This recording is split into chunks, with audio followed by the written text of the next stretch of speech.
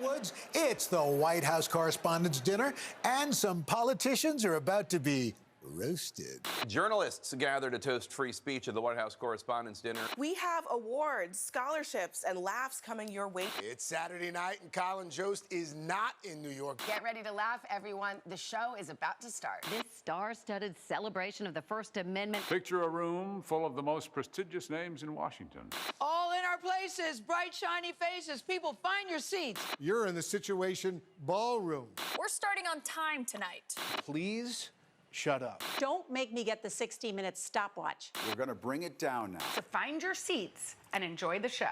What is going on? This dinner is about to get started. You are not being paid by the word. You've been told to take your seats. And you failed miserably. Just be quiet. Quiet. Shh. Can we keep it down, everyone? Be quiet. Silence, everybody. Is there a volume button somewhere in here? Hey, shut the up! Quiet. Silence, everybody!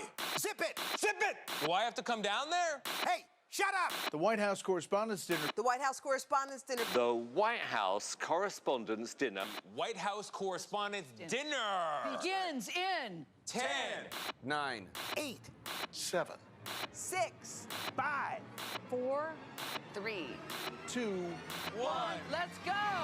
Live from Washington, D.C., it's the White House Correspondents' Dinner, with special appearances by Eugene Daniels, Lester Holt, Steve Kornacki, Scott McFarland, Karen Travers, Kristen Welker, impressionist Matt Friend, the President of the United States, and tonight's headliner, Colin Jost. Now, here's your White House Correspondents Association President, Kelly O'Donnell.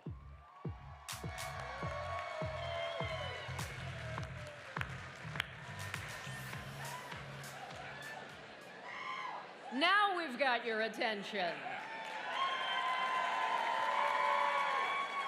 That was a lot of fun, and you see how lucky I am to have so many friends with big personalities who were willing to be a little silly and to help us kick things off tonight. Thank you to all of them who said yes when I called across all the networks. Thank you, friends, for turning up for that. Mr. President, Vice President Harris, Dr. Biden and Mr. Emhoff, we welcome you as we celebrate freedoms that are both enduring and repeatedly tested. Your presence here speaks clearly and loudly about the essential connection between a free press, freedom of speech, and the democracy we value.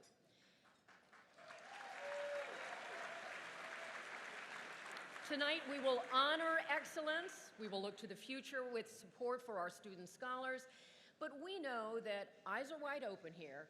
We come together for this grand evening in tumultuous times with crises and conflicts all around us. There's no mistaking that. We also know that life has many dimensions, including time to celebrate and time to laugh. So many of you have reached out to me to say how excited you are to see Colin Jost as our entertainer. Let me be honest with you, when your dream choice to headline this event and this crowd says yes, that is a good day. That is a good day. Thank you, Colin, for being here. And I know Colin cares about history and thinks about history like so many of us in the White House Correspondents Association. And I don't mean dusty books in the library. I learned a lot about Washington from hearing laughter on Saturday nights when I was growing up in Ohio. And that showed me humor could take on serious subjects and leave us feeling a little lighter. So I asked Colin and our friends at Saturday Night Live to open up the time capsule, nearly 50 years of political humor, to take us on a fun and funny ride. Ladies and gentlemen, the President of the United States. No problem. Don't want to be here, and here, and here, and here. Not gonna do it. Not gonna. I will do this. I will do this. I will do them both together. One thing about being a leader is that a leader has to make some very tough decisions. That's why I'm going with the chimichangas. We are almost out of time, so I will ask each candidate to sum up in a single word the best argument for his candidacy. Governor Bush? Strategery. Vice President Gore? Lockbox.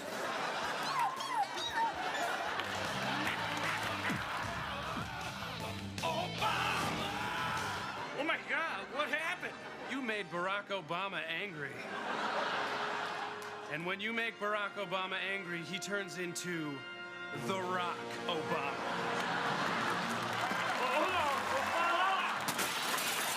Hey, everybody, it's me, your VP, Joe Biden, and I'm inviting you all to join me this Monday, the Biden Bash. Do you think you can jump higher than me? Well, now you can find out in a game I call, Do You Think You Can Jump Higher Than Me? And be sure to join me for my Kung Fu exhibition. Biden time! Ow! Yeah, Wall Street Journal. Are you okay? And you know something, Mr. Cohen? I've never even heard of you. Your mother has. Hey! Hey!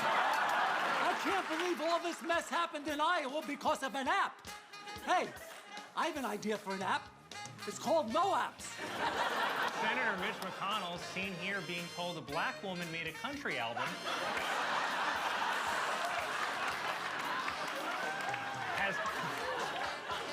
Has come out in favor of a bill that would potentially ban TikTok in the U.S. Of course, for McConnell, TikTok is just what the Grim Reaper says while tapping his watch. You know, Jesus did some incredible things. Some would call them miracles. In terms of fish and with regard to bread. This is my speech.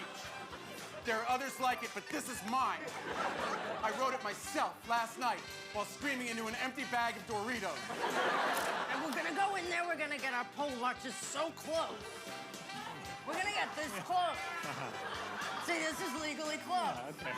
Nuts on back. That's where a pole watch ought to be. When can we get back to the Capitol and resume the vote? Hello, DoorDash. It's Chuck Schumer. Senior Congressman George Santos, seen here in a promo for a pawn shop reality show, was indicted on federal charges including conspiracy, wire fraud, and identity theft. He was also indicted for reckless homicide when that button shot off his jacket and killed a bystander. This entire country has been bullying me just because I am a proud gay thief. What else is new? America hates to see a Latina queen winning. You see, I'm not just a senator, I'm a wife, a mother, and the craziest bitch in the Target parking lot. House Speaker Mike Johnson said that he is blurring the faces on the footage of January 6 rioters so that none of them would be charged with a crime. So unfortunately, we'll never know who they are. It's a terrible time for our country. I am standing weirder than ever. I just pounded a Celsius. Let's do this. Woo! Now remember, we may be from different eras, but at the end of the day, we're both Joe freaking Biden. And live from New York, it's Saturday night. We are live, and our dateline is Washington. Thank you, Lorne Michaels, Colin, and the SNL team. Now to our first bit of business. 50 years of SNL, we can applaud for a moment. That was my whole life flashing before my eyes of watching all of that. We begin with our business of the awards tonight, and we honor excellence, not only to recognize the superb reporting, writing, and photography, but to inspire more great work from so many of you. When true facts, real accountability, and well-reported insights are so vital. I turn to a newsman I first met when I was a college intern, and he was a local news anchor in Chicago. That means I've admired him for a long time. Please welcome the anchor and managing editor of NBC Nightly News, Lester Holt.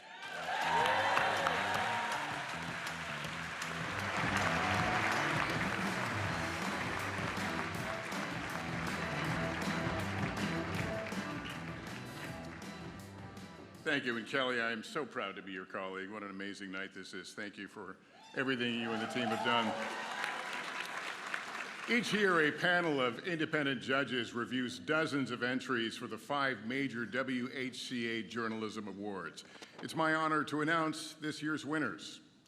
The Aldo Beckman Award for Overall Excellence in White House Coverage, named for a former association president, the late Chicago Tribune correspondent Aldo Beckman, goes to Barak Ravid of Axios.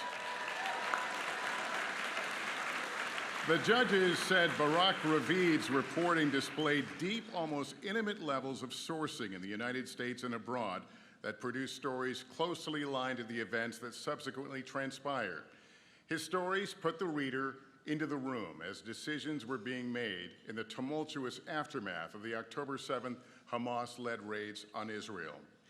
Ladies and gentlemen, the WHCA is pleased to give the Aldo Beckman Award to Barack Ravid.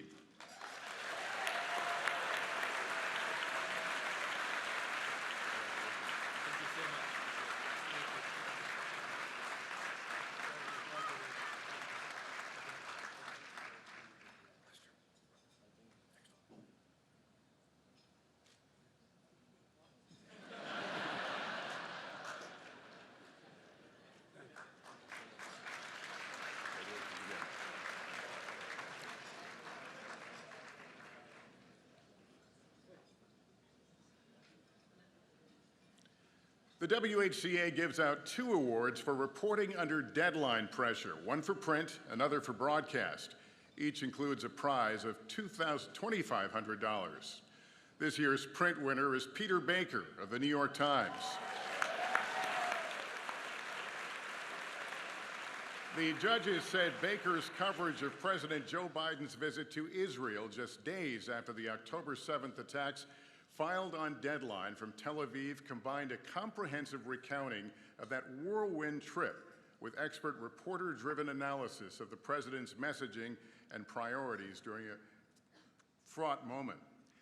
He carefully selected observations of public events paired with well-sourced reporting of behind-the-scenes detail, smartly summarized the emotional crosscurrents, diplomatic chaos, and other challenges surrounding the journey. His story not only helped advance understanding of the latest developments in a fast-moving situation in real time, it included a sensitive assessment of the underlying dynamics and historic context that allowed it to stand as a definitive written recount of the day, despite being filed on deadline. Please welcome the winner of the Deadline Award for Print, Peter Baker.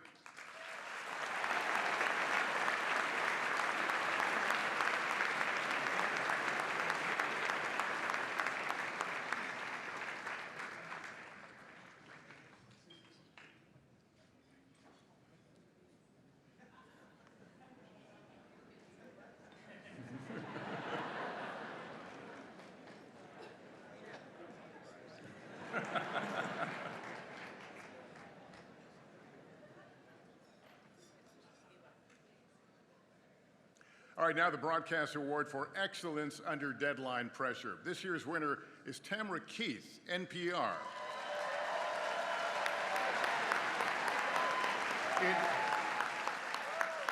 It goes to last year's WHCA president for her work on the president's trip to Israel. The judges said her gripping audio report expertly took listeners behind the scenes on the 31-hour trip to Tel Aviv, preparing her audience for the president's statement to America later that night. Sound rich and textured and written on Air Force One while en route back to the United States. Keith's story lays out President Biden's thinking and brings listeners in on the trip, along with her and onto Air Force One to hear the president himself announce breaking news. And Keith's quick work as part of the White House press pool to share her audio also speaks volumes of her professionalism and of her dedication not only to her employer, NPR, but also to her colleagues at the White House Correspondents Association and to Washington journalism. The WHCA is pleased to honor the deadline reporting of NPR's Tamara Keith.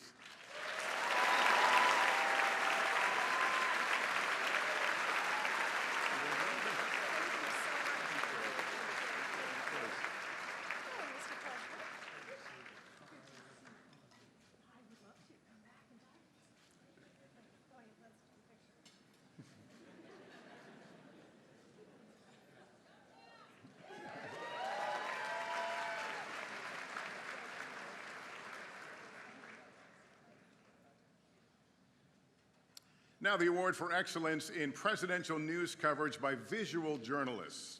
This award recognizes a video or photojournalist for uniquely covering the presidency from a journalistic standpoint, either at the White House or in the field. This could be breaking news, a scheduled event, or feature coverage. It includes a prize of $2,500.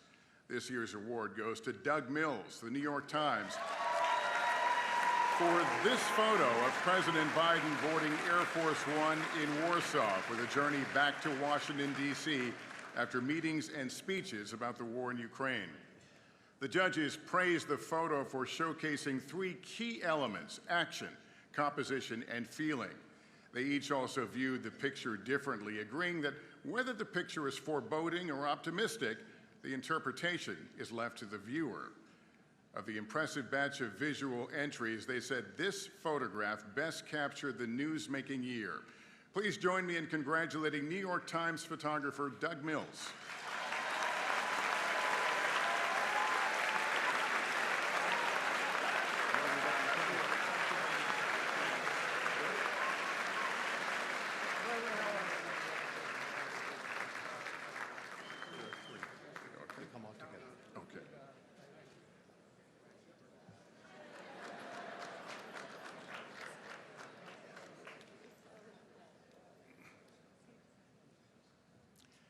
The Collier Prize for State Government Accountability is presented by the University of Florida College of Journalism and Communications.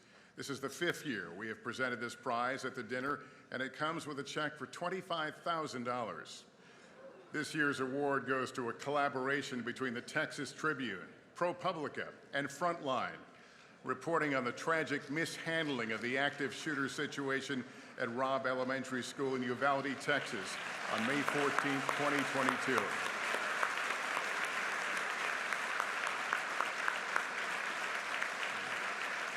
Titled Unprepared, it is comprised of a series of newspaper articles and a Frontline documentary. The meticulously researched report explains why Robb Elementary School students and teachers remained barricaded in a classroom for 77 minutes with the gunman, while more than 100 police and military officers scrambled to find radios, flashbangs, shields, and even the key to unlock the classroom. Investigators later surmised the classroom might even have been open during the entire siege. For more than a year, Loemi Creel, an investigative reporter with the Texas Tribune and ProPublica, led a team of reporters who examined video footage from 24 body cams and hundreds of hours of interviews with 150 law enforcement officers to untangle the actions and inactions that led to the deaths of 21 people, including 19 children. Creel and colleagues Lexi Churchill, Janine Zal Hernandez, Jessica Priest, Perla Treviso, and Zach Despart contributed to the series. Juanita Ceballos wrote and directed the Frontline documentary. One of the judges said it was a standout investigation into the missteps of law enforcement during one of the most horrific school shootings in recent U.S. history. The accompanying Frontline documentary was especially strong, using officer body cam footage and recording debriefings with officers to take viewers inside the investigation of what went wrong and why those entrusted to protect children and teachers failed to act until it was too late to save some of the victims. Here to accept the award are Loemi Creel, Lexi Churchill, and Zach Despart.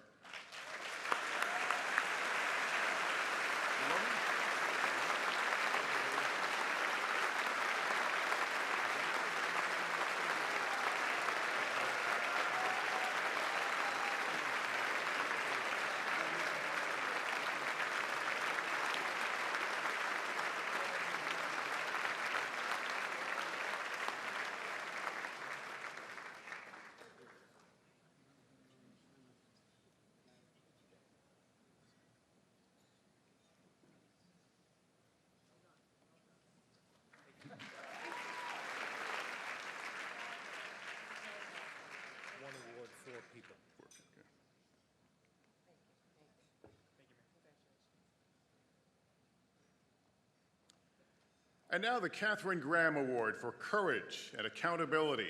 It is, of course, named in honor of the legendary Washington Post publisher.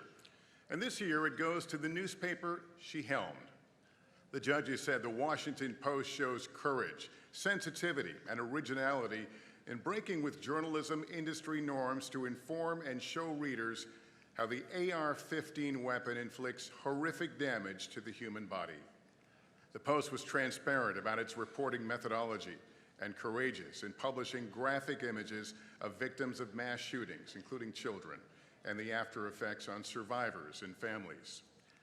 It handled this sensitive subject well, with prominent warnings to readers that the images may be disturbing, and conversations with the families of the victims ahead of publication about the paper's methodology and intentions.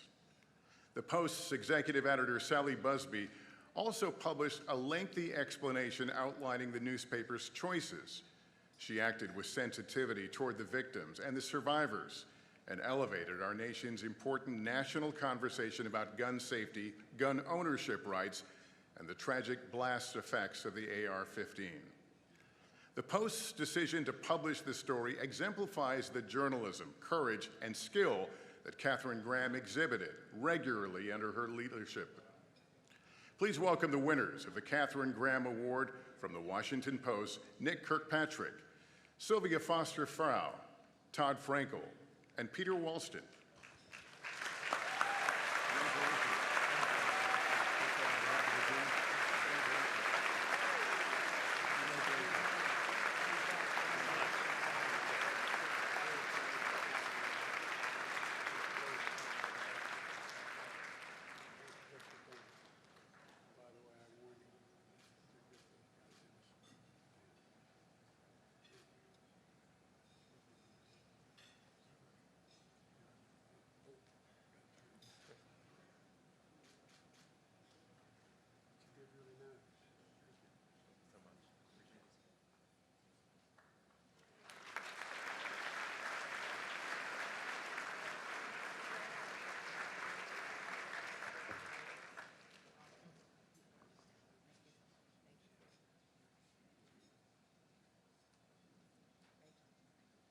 Let's hear it one more time for all of this year's winners.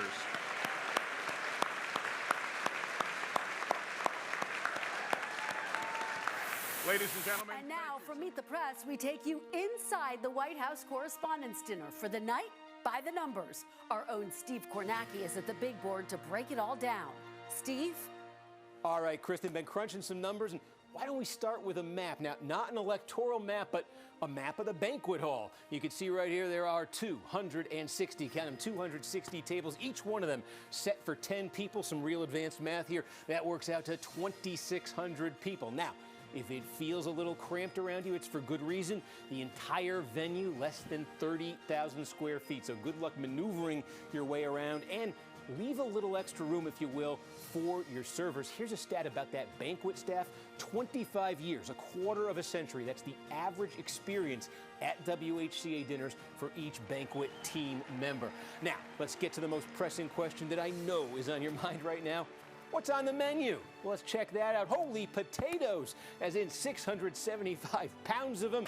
I'm told this might be a nod to a certain president's Irish root. And speaking of presidents, here's another number to keep in mind. That number is 16, as in there are 16 sitting presidents who have attended this dinner through the years. Started with Calvin Coolidge back in 1923. But enough about the presidents. I want to talk about you for a minute, because by being at this dinner, you're doing something very important. You're contributing to scholarships for the next generation of journalists, 30 of them waiting in the wings tonight. And that brings me to the single most important number I can share with you this evening. That number is $3.5 million in scholarships from the WHCA and its partners, given out since the 1990s. So congratulations to the recipients.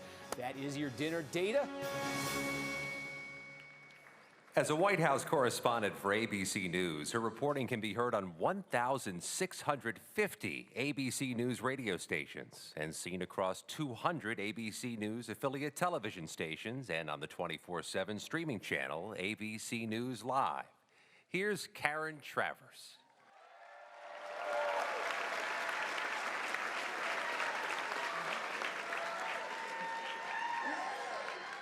Good evening. Success in the news business sometimes comes from being in the right place at the right time. Catching that lucky break on a big story, that can get you noticed. But then there are those special colleagues who built their success day by day, and then year after year with skill, dedication, and persistence. Tonight, we award the Dunnigan Payne Prize for Lifetime Career Achievement covering the White House to two deeply respected and admired veterans of our press corps, Rodney Batten and Edward Lewis.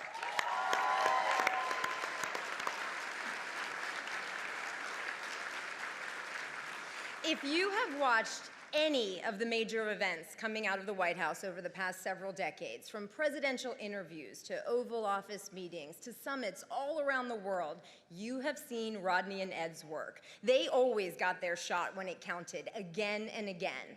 Rodney Batten, a White House senior photographer, will mark 50 years with NBC News next month. 50 years. Edward Lewis, White House video photographer, spent nearly 40 years behind the camera, first at C-SPAN and then at Fox News. He retired last year. Rodney and Ed are each masters of their craft, with technical skill and a feel for what makes great television news. But they also built personal relationships across different administrations that gave them the edge, getting the inside scoop that put them in the right place to capture the moment and cover the story. This prize is named for the first two African-American women of the White House press corps, Alice Dunnigan and Ethel Payne.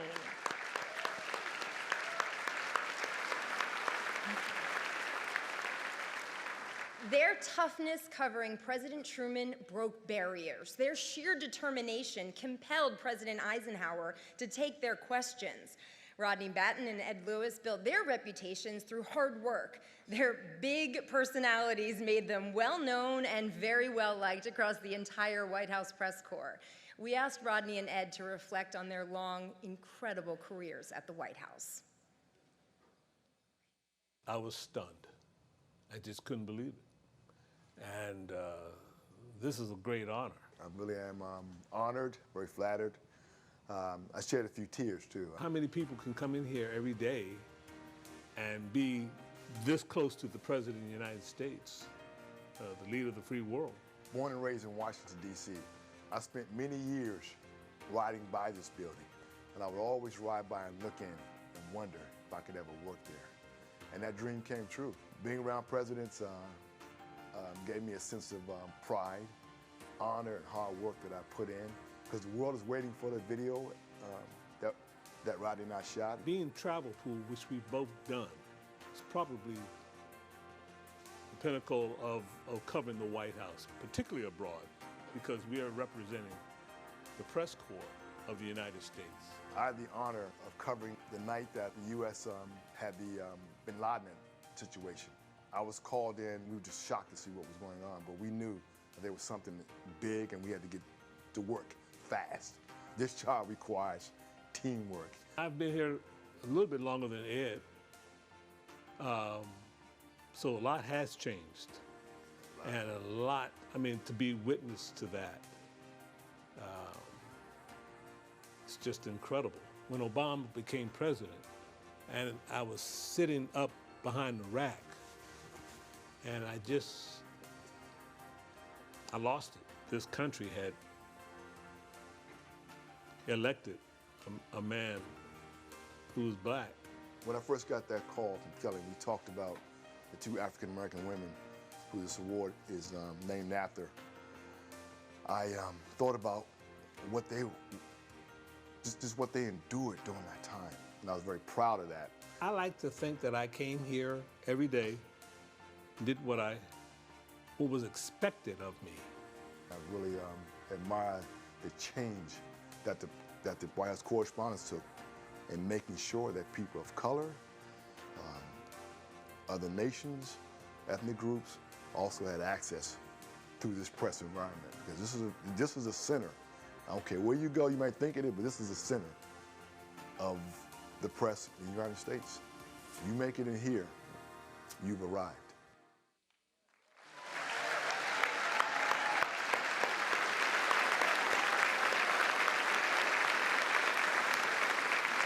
I am delighted to present the Dunnigan Payne Prize for Lifetime Career Achievement to Edward Lewis.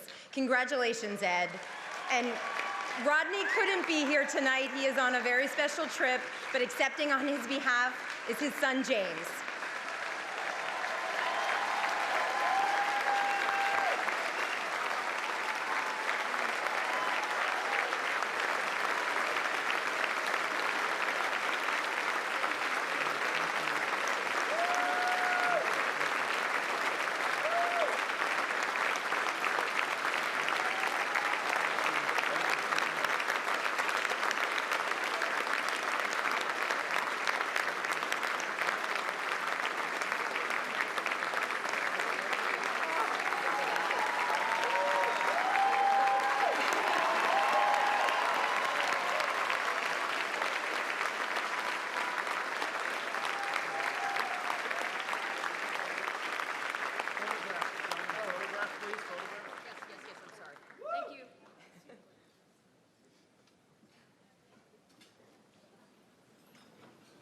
That's earned, ladies and gentlemen. That's earned.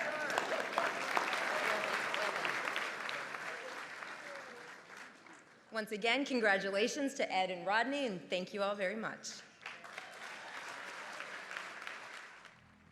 For decades of correspondence dinners, presidents have peacefully, yet comically, jabbed their political rivals and detractors.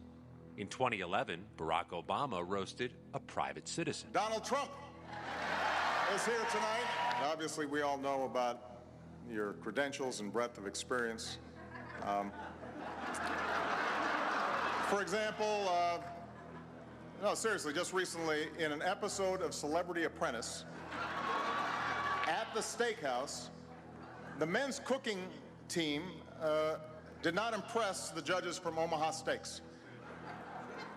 And there was a lot of blame to go around, but you, Mr. Trump, recognized that the real problem was a lack of leadership.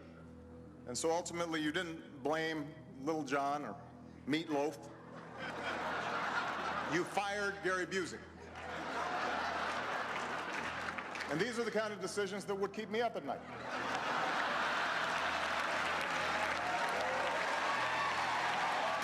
What was Donald Trump thinking?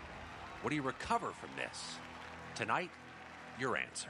Well, I will tell you, it is really a tremendous opportunity to be at the most failed dinner anybody's ever seen. Great to see you losers. A lot of people say that. Hello, everybody. Why is it so quiet? What's happening? It's quieter than Sleepy Joe. Hello, Joe. How are you? Great to see you. We're going to debate, right? That's what they're saying. There's a lot of stars here. There's a lot of great people. There's Scarlett Johannesburg. Scarlett is here from Black Widow. I love the blacks. I really love the blacks. It's true. You have a lot of people that could potentially be a vice president. You have Lara Trump, who's a lot better than Ronna McDonald. Who doesn't love Ronna McDonald, right? I'm loving it. You like a Happy Meal, right? You like that? But I will tell you, this dinner, you're so tight. It's so uptight, right? This dinner is sadder than Taylor Swift's new album, The Tortured President's Department, right? Look at him, the white tuxedo. He doesn't like me too much, right? But I will tell you, the Chinese apps are being banned. It's horrible. We have to post our David Peckers on Snapchat now. That's what they're saying. Let's face it, folks. I'm on fire right now like the guy outside the courthouse, right? Not soon enough. Not soon enough.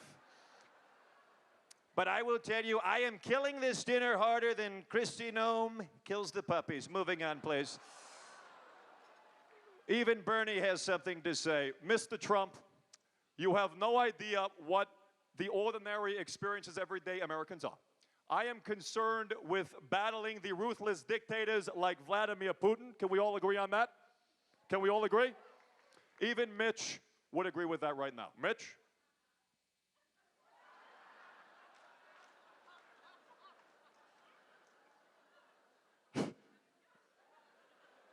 Well, let me begin by stating what a privilege it is to be at this dinner celebrating ordinary Americans and African Americans. Scooby-Doo, let me toss it to Barack to close it out. Everybody, DC, you've been a lot of fun. And I have to close it out by saying, when I was on the campaign trail in 2008, I led a chant with the crowd, and I would say, "You fired up?" The crowd would say, "I'm ready to go." So you have a long show. Are you fired up? You fired up? I'm ready to go. Good night, guys. Back to Kelly. Thank you so much. Good night. Thank you. Thank you, Mr. President. Talk about making an impression. You have just seen a man of more than 200 voices who can capture the essence of anyone. So please give it up for Matt Friend. Thank you, Matt.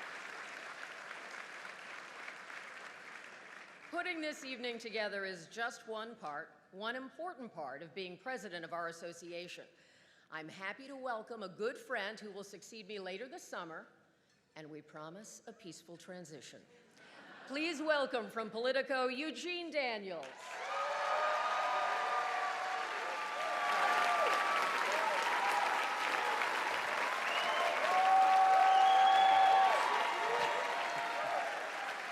Good evening, good evening.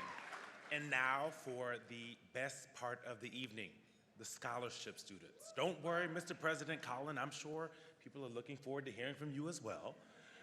The WHCA history spans 110 years, but we are also very focused on the future and young journalists who aspire to report on government, politics, and the White House themselves one day. In 1991, our association began this commitment to give back and, most importantly, lift up promising students. Not only financial help, but WHCA mentors make a year-long commitment to work with these students, offering advice and encouragement. And we all know what a difference that can make. None of us would be here without opportunity and support, and most importantly, again, people who are ready and willing to lift us up. We have built important partnerships to extend the reach of our giving, and our dinner is the primary fundraiser for our association and our scholarships. So thank you for your support and your checks. Thank you very much. Tonight, we congratulate 30 students from 16 colleges and universities around the country. Friday, they received a tour of the White House, received a briefing with Senior Advisor to the President, Anita Dunn, and got amazing advice from journalists who'd literally been in their shoes. I can tell you from experience, they are bright, brilliant, and ready to take all of our jobs. Let's meet them. I believe in the First Amendment. I believe in the First Amendment. I believe in the First Amendment. I'm Amaya Gavika from Boise, Idaho. Alex Wally from Columbus, Ohio. Trinity Webster Bass from Jacksonville, Florida. Grace Konecki, and I'm from Hudson, Ohio. I'm Gabe Castro-Root from San Francisco, California. Sejal Govindarao from San Ramon, California. Eli Boltz from Tomball, Texas. Danielle Blinn from Mission Viejo, California. Hajar Gilani from Philadelphia, Pennsylvania. Clayton Vickers. I'm from Boise, Idaho. JD Jean-Jacques from Greenwich, Connecticut. Julianne Ventura from Indianapolis, Indiana. Kyle Fiesig from Duluth, Georgia. McKenna Christie, I'm from Powell, Ohio. Petra Bithis, I'm from Flagstaff, Arizona. Tyra Ware from Bowie, Maryland. Matthew Patillo from Lawrence, Kansas. Caleb Winters, I am from Upper Marlboro, Maryland. Catherine Mahoney from Olney, Maryland. Keegan Ward from Orlando, Florida. Juan Pablo Lopez from Bogota, Colombia. Marika Friedman from Silver Spring, Maryland. Nagit Downey from Wilton, Connecticut. Nagara Jaevi, originally from Iran, currently living in the Bay Area, California. Ava Thompson from Chicago, Illinois. Leah Weston from Des Moines, Iowa. Grace Kenyon from Fort Collins, Colorado. Sahira Sajadi from Scottsdale, Arizona. We are the future of journalism. We are the future of journalism. I believe in a strong, free press. We are the voice of the people. We are the voice of the people. We are the voice of the people.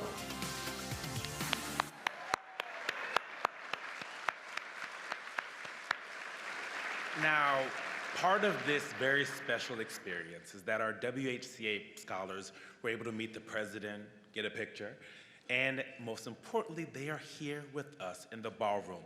Y'all stand up and wave to your future employees. Wherever they are.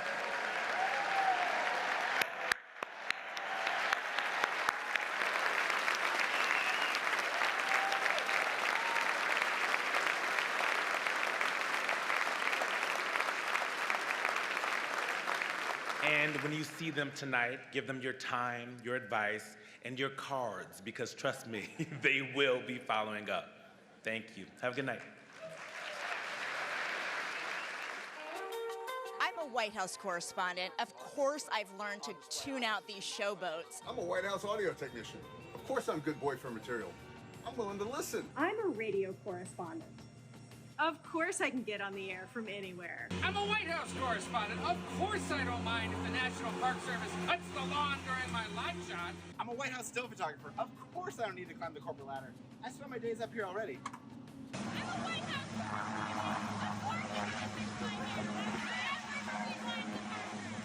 I'm a White House radio correspondent.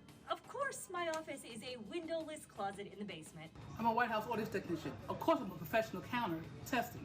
1, 2, 3, 4, 5, 6, 7, 8, 9, 10. I'm a White House correspondent. Of course I listen through the walls to know what's actually going on around here. I'm a White House correspondent. Of course I know you're listening, Peter. Knock it off! I'm a White House wire reporter. Of course, going on the record doesn't require an actual name. Senior U.S. officials. I'm a White House producer. Of course I have a glass from Air Force One. Or maybe a little bit more. We're White House correspondents. Of course we spend half our time in Scranton. I'm a White House photojournalist. Of course we call this the lavatoria because we eat where we... I'm a White House print reporter. Of course I'm desperate for an interview with any Biden. I'm a White House correspondent. Of course, I ask multiple questions on multiple topics with multiple follow-ups. I'm the White House press secretary. Of course, I sidestep a few probing questions here and there with, I don't want to get ahead of the president. Tonight, I want to get ahead of the president, and I have his speech right here. And there are some great punchlines. Here's my favorite. No. We're White House press aides. Of course we move press out of the Oval. Thank you, press! Thank you, press!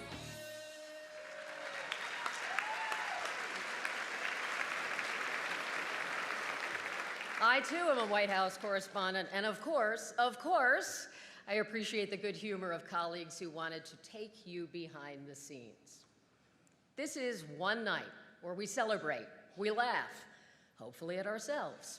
We take a breath and a beat before we get back to work. With a world on edge, a nation weary but resilient, a campaign that is not the echo of 4 years ago, however familiar the names and the issues. All of it is a heck of a story.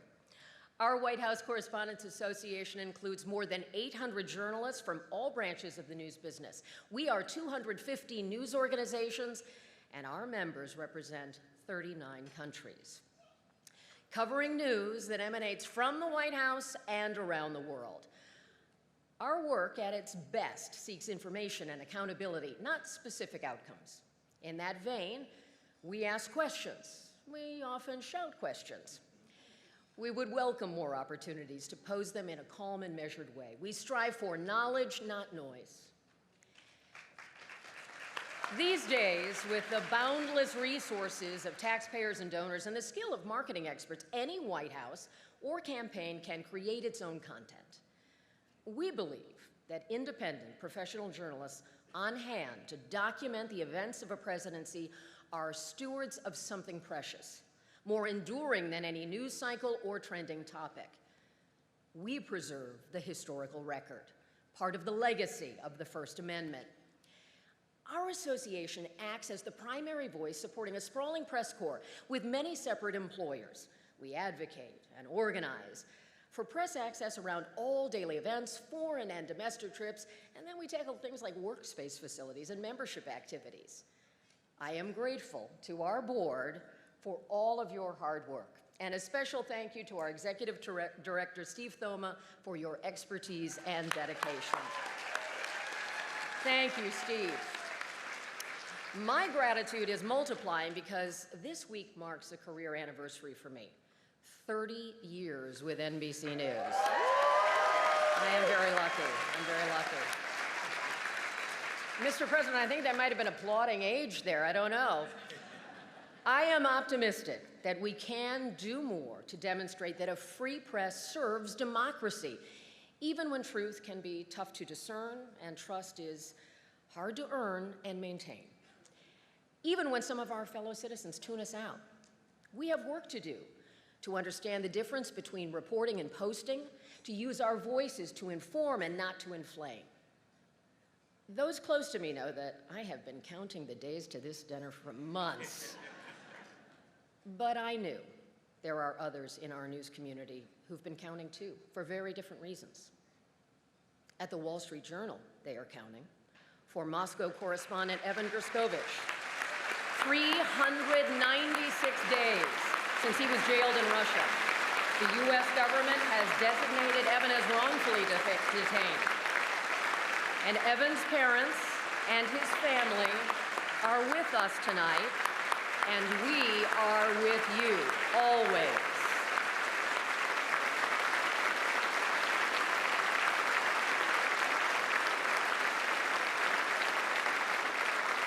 We remember Austin Tice, 4,276 days, nearly 12 years since he was kidnapped in Syria. His mother, Deborah, is with us, and Mrs. Tice, we are with you. And Mr. President, again, we humbly ask that you do everything you can to bring them home. Our profession can be perilous. Since October, about 100 journalists have been killed, most of those deaths in Gaza, according to the Committee to Protect Journalists.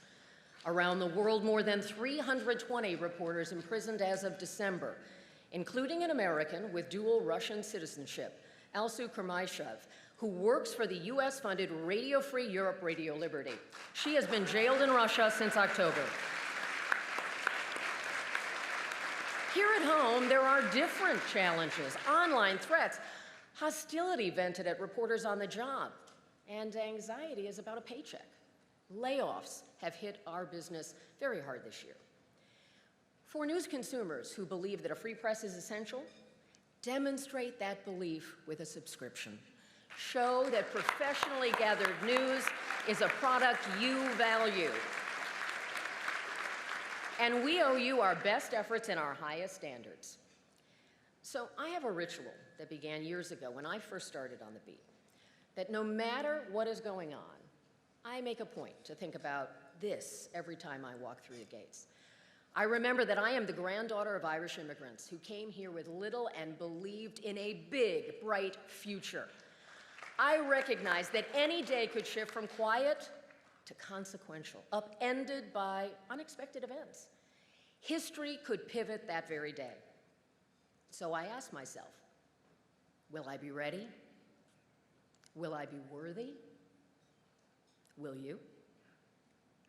Past WHCA presidents are out in the audience tonight. I can see our press corps. Please stand up. Former board members of the WHCA, please stand. Our chief White House correspondents, please stand. Our current correspondents, reporters, producers, visual and broadcast journalists on this beat, please stand. Colleagues who have previously covered the White House, I am so proud of all of you.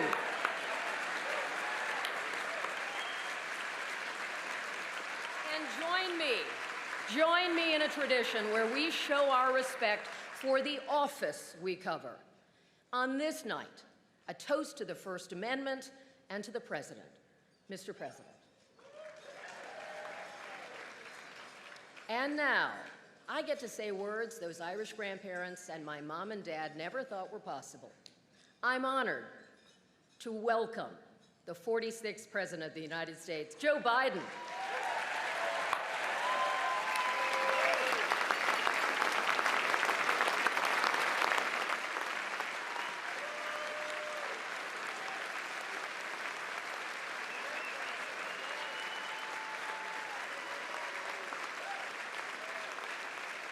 Thank you, thank you, thank you. If you think your Irish grandparents are wondering, my great-great-grandparents that came here in 1846 and went, what in the hell's going on? I want to thank you for the warm welcome, but please, not so loud. Donald was listening. Sleepy Don. I kind of like that. I may use that again. Kelly O'Donnell, President of the White House Correspondents Association, thank you for having me. Thank you, sir. But Kelly O, let's be honest, you're way too young to be president. It's been a year since I delivered this speech, and my wife Jill, who's with me tonight, was worried how I do. I told her, don't worry, just like riding a bike. She said, that's what I'm worried about. Of course, the 2024 election is in full swing. And yes, age is an issue. I'm a grown man running against a 6-year-old. Well, I feel great. I really feel great. I'm campaigning all over the country. Pennsylvania, Georgia, North Carolina. I've always done well in the original 13 colonies. And speaking of history, did you hear what Donald just said about the major Civil War battle? Quote, Gettysburg, wow.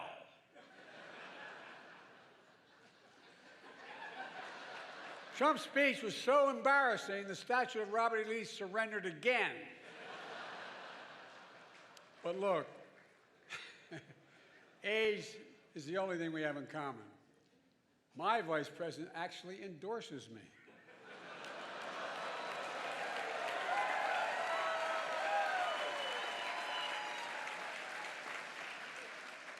I had a great stretch since the State of the Union. Well, Donald has had a few tough days lately. You might call it stormy weather. What the hell? Trump's so desperate he started reading those Bibles he's selling. Then he got to the first commandment. You shall have no other gods before me. That's when he put it down and said, this book's not for me. Look, being here is a reminder that folks think what's going on in Congress is political theater. That's not true. If Congress were theater, they'd have thrown out Lauren Boebert a long time ago.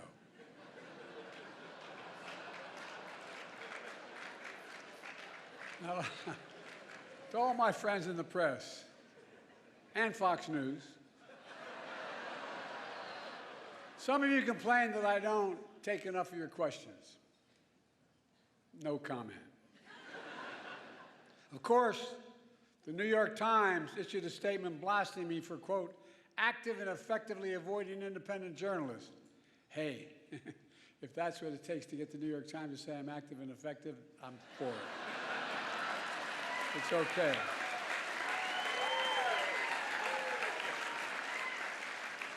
I have higher standards.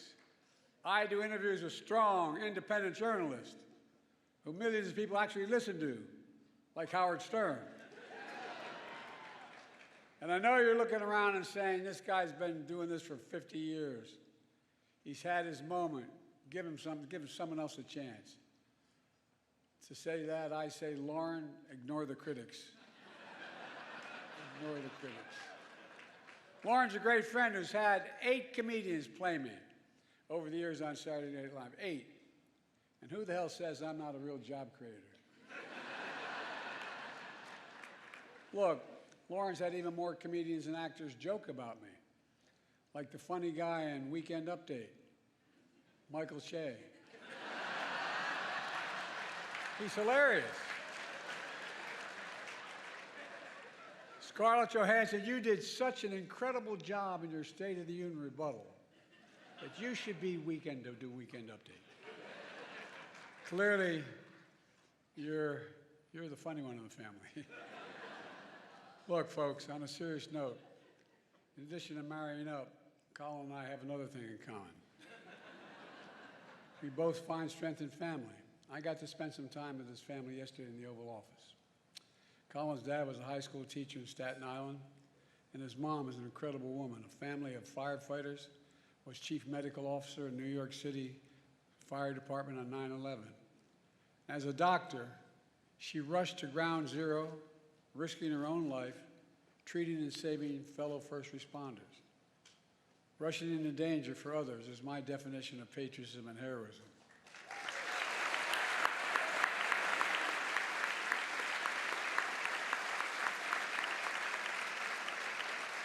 And so is what all of you do when you report truth over lies. That's why I want to close the night with my genuine thanks to the Free Press. There are some who call you the enemy of the people. That's wrong and it's dangerous.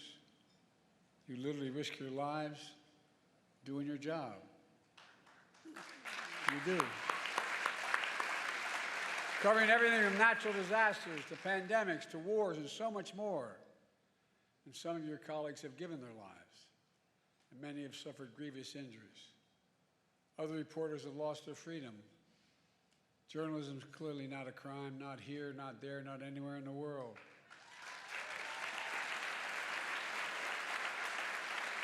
And Putin should release Evan and also immediately. Just we're doing everything we can. We're doing everything we can to bring home journalists, fellow journalists, Austin, and all Americans like Paul Whelan, you know, who wrongfully detained all around the world. And I give you my orders to Biden. We're not going to give up until we get them home. All of them. All of them.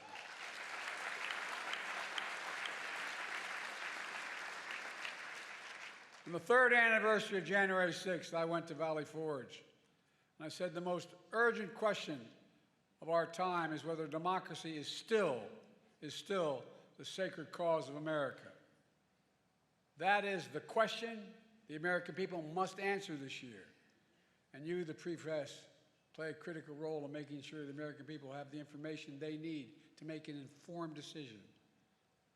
A defeated former president has made no secret of his attack on our democracy. He said he wants to be a dictator on day one, and so much more. He tells supporters he is their revenge and retribution.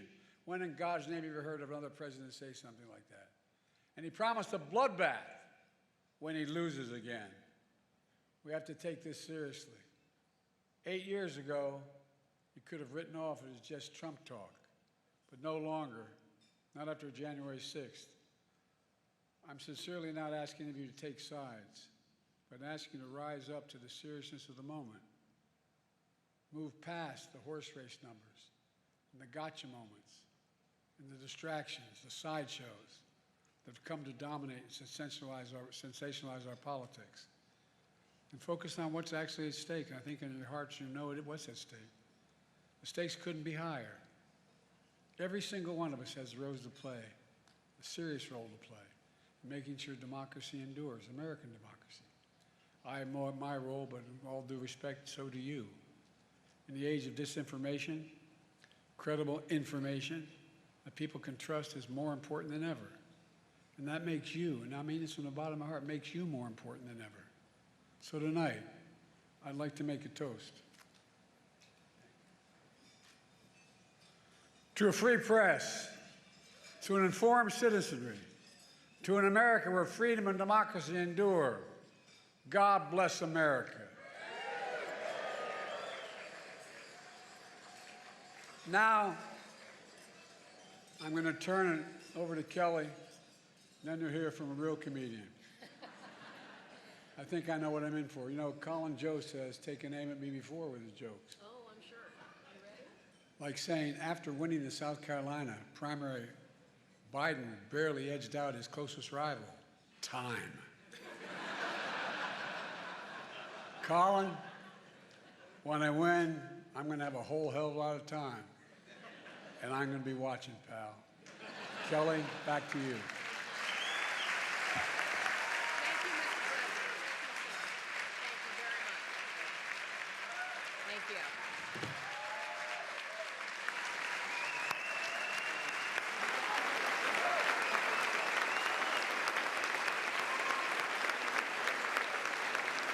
Thank you, Mr. President. Thank you so very much for being here and for your words in support of journalists. And now we turn to Colin Jost, our headline entertainer. Colin not only brings the excitement of his own charisma and talents, but his guests are strictly A-list. In fact, I've been watching this evening as many of you have been trying to get a selfie and hoping to get close to a very special woman who is a big, big star in Colin's life. His mother, Dr. Carrie Kelly. And I know Scarlett agrees that Colin's mother is indeed a star in her own right. As the president indicated, Dr. Kelly spent nearly 4 decades with the New York City Fire Department. She became the first woman named the FDNY's chief medical officer. And her service included 9/11, as the president indicated, where she led triage efforts. So, Dr. Kelly, we thank you for your good work. And as his mother, you know, yes, Dr. Kelly and Mr. Jost, as you know, Colin shares a lot in common with many of us here tonight. We're all fans of Scarlett Johansson.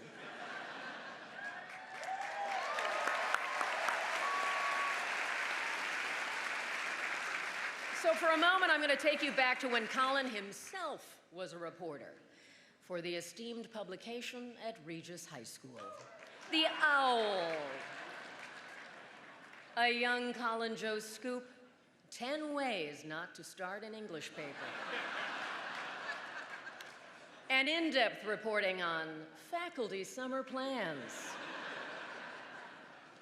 Then and now, Colin Jost is at the core a talented writer. That's why I wanted him here tonight. And he is now the longest-serving anchor of Weekend Update on Saturday Night Live. Are you ready? Are you ready? It is my thrill to welcome Colin Jost.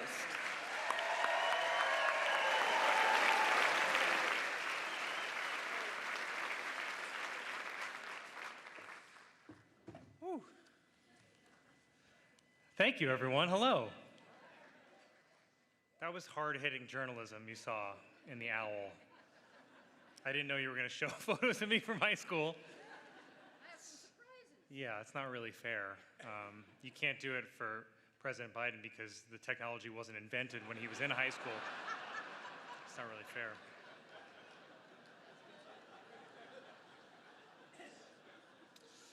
Good evening, everyone. I'm Colin Jost, and I'll be delivering the Republican response. I'll be honest with you, I don't have a lot of time. I need to get back to New York because I'm juror number 5 on a big trial. Trump's lawyer took one look at me, and he's like, he's got to be on our side.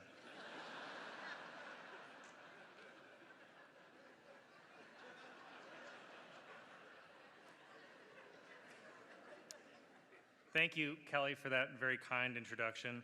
Mr. President, Dr. Biden, Vice President Harris, Doug.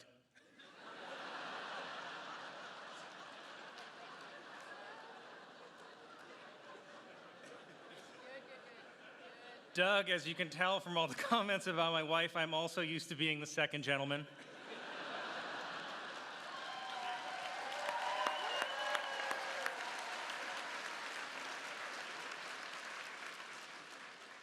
And I am honored to be here hosting what is, according to swing state polls, the final White House Correspondents' Dinner.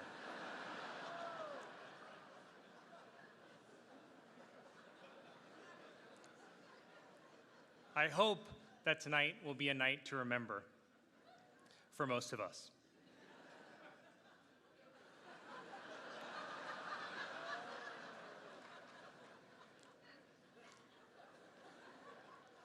I was excited to be up here on stage with President Biden tonight, mostly to see if I could figure out where Obama was pulling the strings from.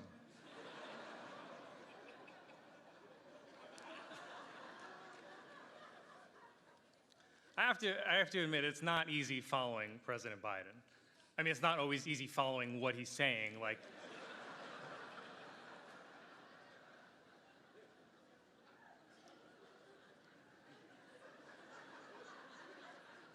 But before I begin tonight, can we just acknowledge how refreshing it is to see a president of the United States at an event that doesn't begin with a bailiff saying, "All rise."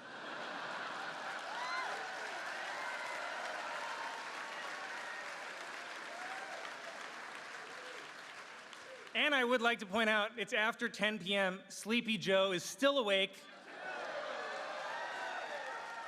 while Donald Trump has spent the past week falling asleep in court every morning. Though Fox News said he was just being anti-woke.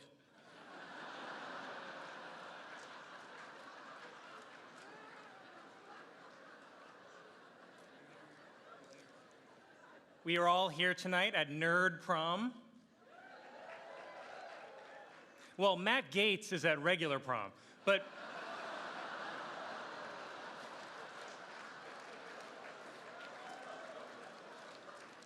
I actually thought I saw Matt Gaetz here tonight, but it was actually just my own reflection in a spoon.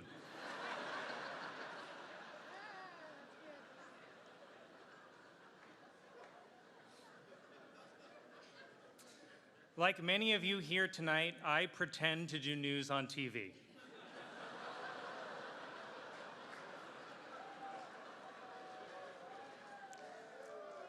My Weekend Update co-anchor, Michael Che, was going to join me here tonight, but in solidarity with President Biden, I decided to lose all my black support.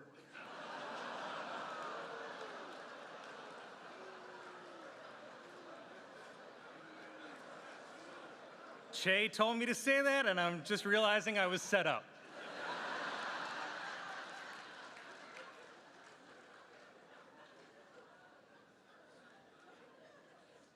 I've done Weekend Update for a while now, but most people don't know that I started out doing the actual news. My first job out of college was as a reporter for the Staten Island Advance newspaper. They do not have a table here tonight. But they asked me to pass along this message to the other print journalists in the room. You think you're better than me?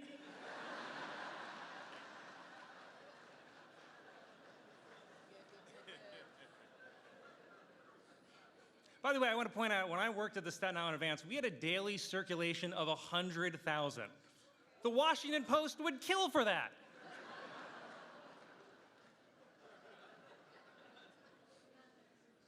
So as a former aspiring journalist, I want to genuinely congratulate all the award winners here tonight. Congratulations.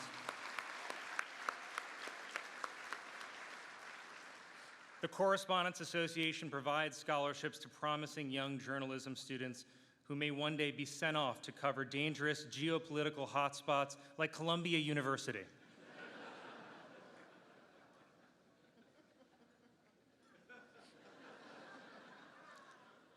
Tonight, this event is being televised live on C-SPAN. Woo! And if you're at home watching C-SPAN on a Saturday night, I hope they find your body soon.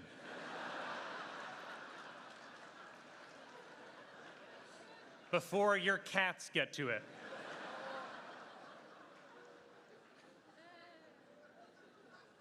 There are so many incredible news organizations here tonight, also a few credible ones.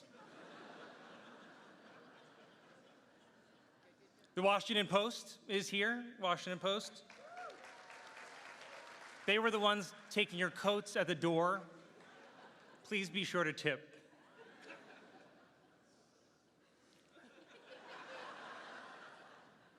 Fox News is here tonight. It's the end of an era.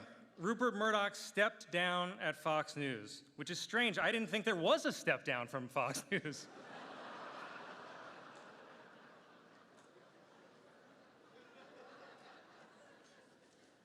Trump Media is here. Trump Media, not at a table, just screaming loudly in the corner to no one. Wordle is here tonight. Sorry, I meant the New York Times. I forgot they do stuff in addition to puzzles. I have to say, it's not a great sign when the only thing keeping a print media company alive are games people play on their phones. Too chilling for you guys? This room just froze faster than Mitch McConnell.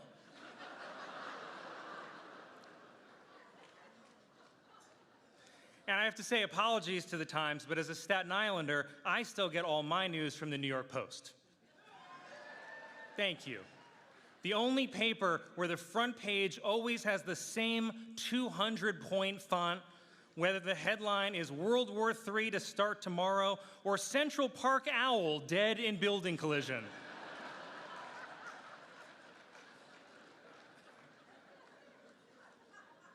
The New York Post is like having the New York Times summarized for you by a crackhead.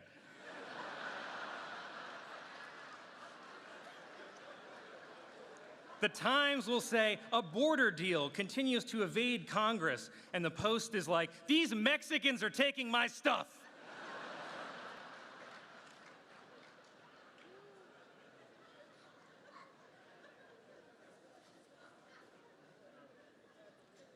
There are so many incredible individuals here tonight. Laura Trump is here tonight.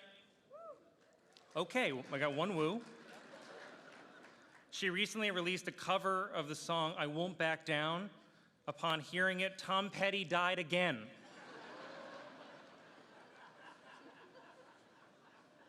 I can't believe I'm saying this to a member of the Trump family, but maybe stick to politics?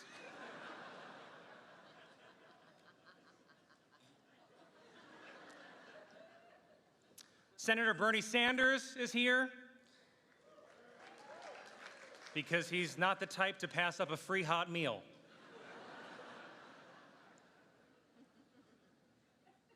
And in general, there are so many hardworking, influential senators and congresspeople here tonight. And I just want to say, on behalf of everyone I know, stop emailing us. Stop it. We get it. Democracy is on the line. And your plan to save it is to flood our inboxes like your Crate and Barrel.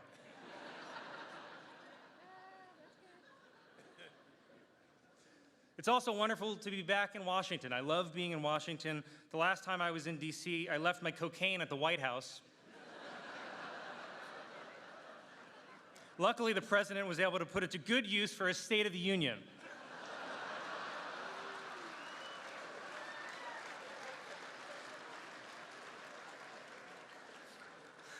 I'm kidding, of course. The president doesn't call it cocaine. He calls it high-speed rail.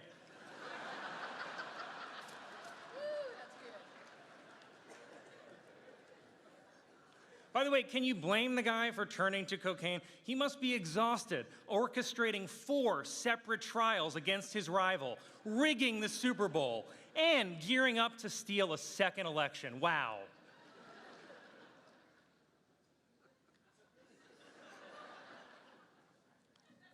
Biden laughed. I love, by the way, that Trump's 2 attacks on President Biden are that he's a senile old man and a criminal mastermind. I'm like, I think you gotta pick one.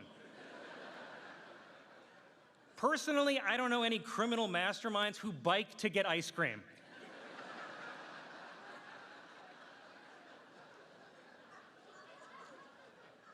Also, it's not like Trump himself is young and sharp. I'm not saying both candidates are old, but you know Jimmy Carter is out there thinking, I could maybe win this thing.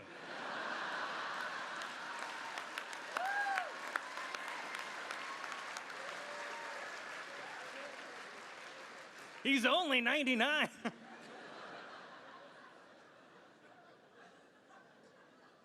There is an election. There's an election 6 extremely long months from now. So let me see if I can summarize where this race stands at this moment.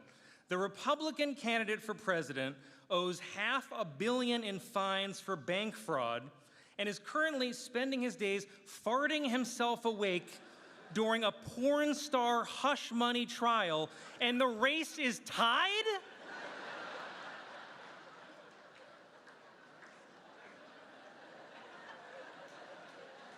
The race is tied. Nothing makes sense anymore. The candidate, who is a famous New York City playboy, took abortion rights away, and the guy who's trying to give you your abortion rights back is an 80-year-old Catholic. How does that make sense?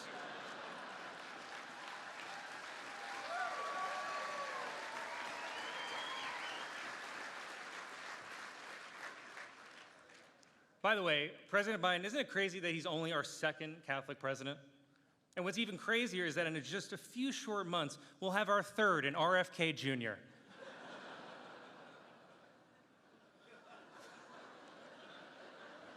I'm kidding. Like his vaccine card says, he doesn't have a shot.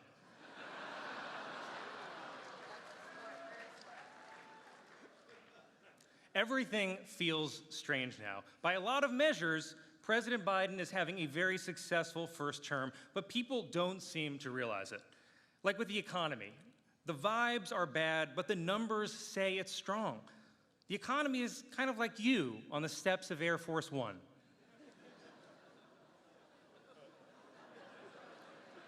It feels like it's stumbling, but there is somehow upward progress.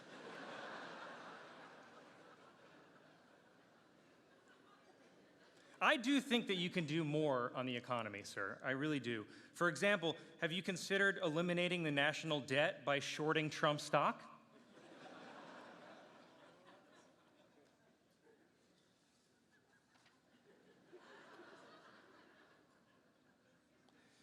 People keep asking if our lives are better than they were 4 years ago. Of course they are. 4 years ago, we didn't have online sports gambling. What more do you need? By the way, that's probably what's keeping the economy afloat. Online gambling and Taylor Swift. Without those, we'd be in a recession right now. The problem is, people are always going to compare your first term to Obama's. But I think there are actually a lot of positive similarities. You both made big strides in healthcare. Obama got us out of a recession. You got us out of a pandemic. Obama got bin Laden. You got OJ.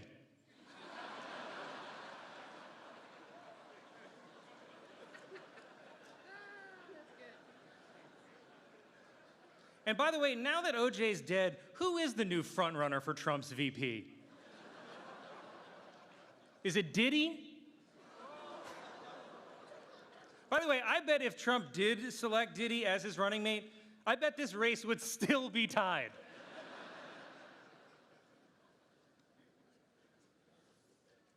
I think even some Democrats say that they are underwhelmed, but I think they're just not living in reality. Manage your expectations, people. It's like tonight. Sure, we all wish we were at the Waldorf right now, but we're at the Washington Hilton. And we have to make the best of it. Just be happy you're not at the airport Hilton.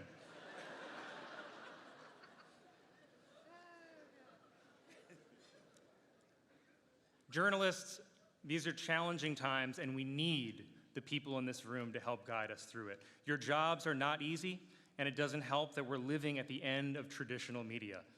The gatekeepers are gone. Did you know that 90% of people now get their news exclusively from social media? And that must be true because I saw it in a random guy's TikTok. He was recording the video while driving a Toyota Corolla, but he seemed to know his stuff. Isn't it crazy, by the way, that TikTok could be outlawed in the US by the end of this year? That's a real shame, because we're going to need TikTok to document who is storming the Capitol next January 6th.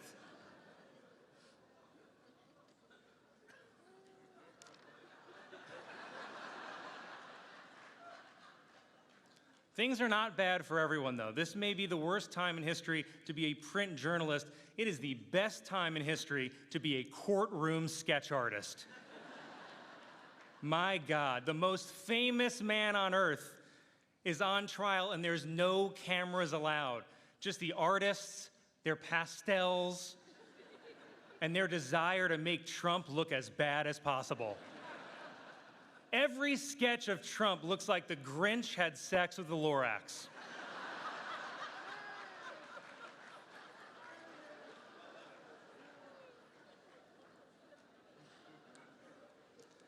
In closing, I would really like to take a moment to recognize all the print journalists in this room. Your words speak truth to power. Your words bring light to the darkness. And most importantly, your words train the AI programs that will soon replace you.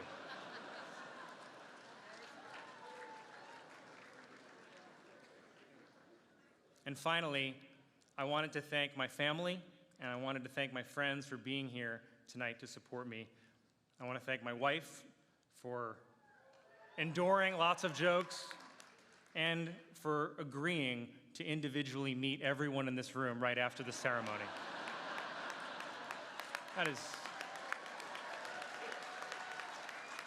That's really special, honey. Thank you. Don't be shy. Come right up. She hates privacy.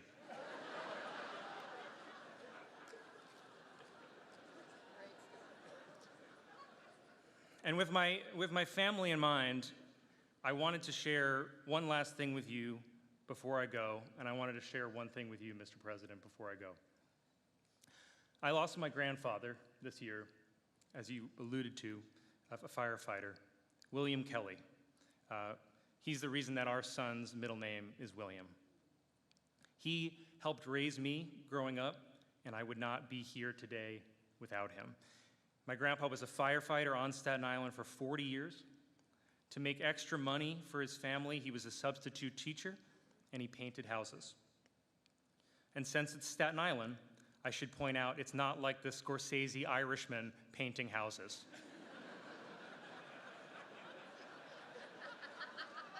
He was not a mafia hitman. He actually painted houses.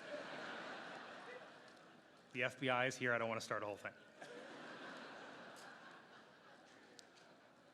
My grandfather was another rare Irishman who didn't drink because he lost his father and his brother to alcoholism. And I swear, Mr. President, this is not an age comparison. You remind me of him. Some of your best qualities remind me of his. And I will say, he was 95 and he was still great at stairs. I think it's because he didn't try to run up them.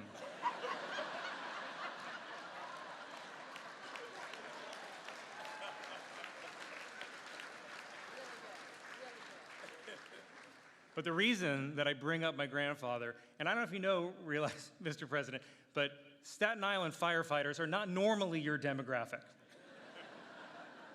Staten Island voted about 70% for Trump in the last election, and the other 30% was for Giuliani.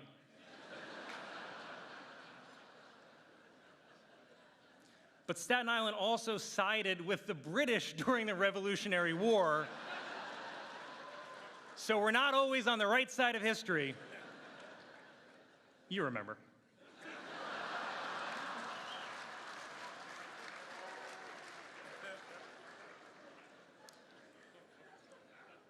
But my grandfather, a Staten Island firefighter, voted for you, Mr. President.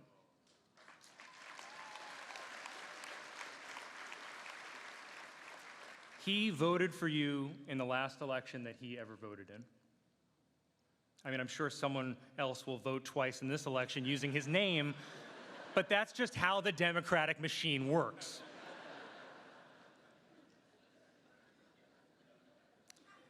He voted for you, and the reason that he voted for you is because you're a decent man.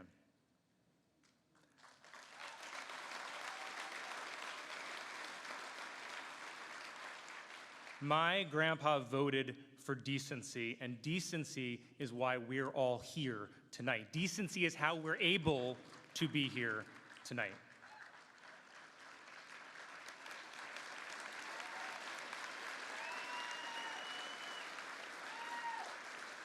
Decency is how we're able to make jokes about each other and one of us doesn't go to prison after.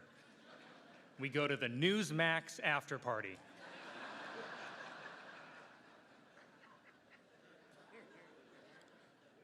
And when you look at the levels of freedom throughout history and even around the world today, this is the exception. This freedom is incredibly rare, and the journalists in this room help protect that freedom, and we cannot ever take that for granted.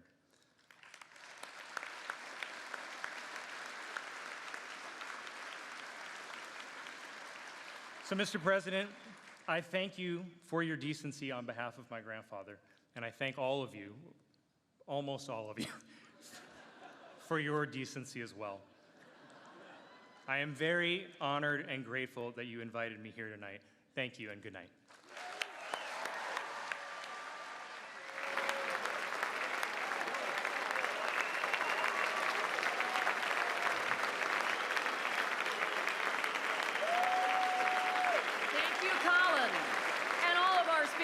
tonight, especially you, Mr. President.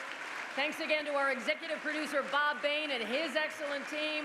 Thank you to the Washington Hilton. Really, thank you to the Washington Hilton. I am forever grateful to our members and to Comcast, NBC Universal, my home at NBC News. Thank you to our board, and good luck, Eugene. I hope you had fun. I had the time of my life. Good night. Ladies and gentlemen, please remain in your seats until the President, Vice President, First Lady, and Second Gentleman have departed. This has been Scott McFarland speaking for the White House Correspondents Association. Thank you, and good night. And that's the White House Correspondents' Dinner. Thank you, Brad. Thank you, Brad. You're still here? It's over. Go home.